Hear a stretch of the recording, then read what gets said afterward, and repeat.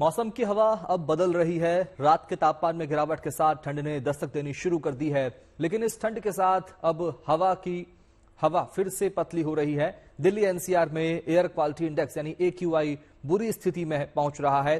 दशहरा से पहले 11 अक्टूबर को जहां दिल्ली का AQI 141 दर्ज किया गया था, वहीं 13 अक्टूबर को हवा की गुणवत्ता का सूचकांक यानी AQI 224 तक पहुंच चुका है। जाहिर है आने वाले दिन दिल्ली में हवा के लिहाज से मुश्किल भरे हो सकते हैं, लिहाजा दिल्ली सरकार अलर्ट मोड में आ गई है।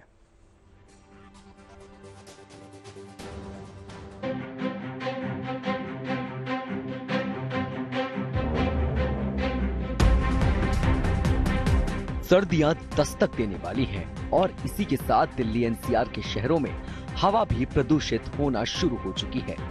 केंद्रीय प्रदूषण नियंत्रण बोर्ड के अनुसार एक दिन पहले राजधानी के ज्यादातर इलाकों में AQI का लेवल यानी एयर क्वालिटी इंडेक्स 224 को पार कर गया, जो खराब स्थिति में आता है।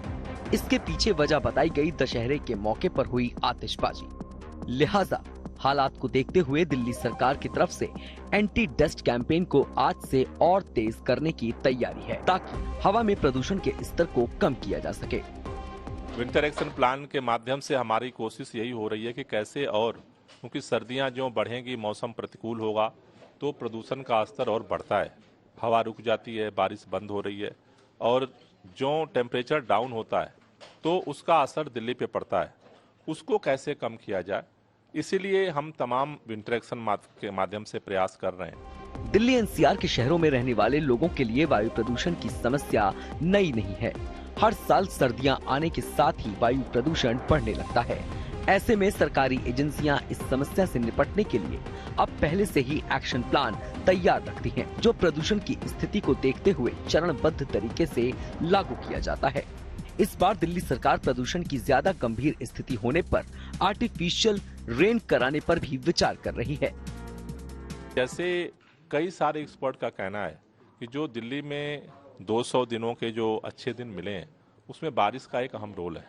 तो हमारा निवेदन है केंद्र सरकार से कि इमरजेंसी मेजर्स के रूप में आर्टिफिशियल रेन की तैयारी के लिए तुरंत बैठक बुलाएं, जिससे कि इमरजेंसी सिचुएशन में भी उसको और कंट्रोल किया जाए। सरकार की पूरी कोशिश है कि राजधानी दिल्ली की हवा में बढ़ते प्रदूषण के लेवल को कम किया जाए। इसके लिए दिल्ली सरकार अपने एंटी डस्ट कैंपेन के तहत बायो डिकम्पोजर का छिड़काव, पौधारोपण और पटाखों को लेकर जागरूकता जैसे कार्यक्रम भी आयोजित कर रही है। और तो और कंस्ट्रक्शन साइट्स की निगरानी भी की जा रही है, ताकि नियमों का उल्लंघन न होने पाए।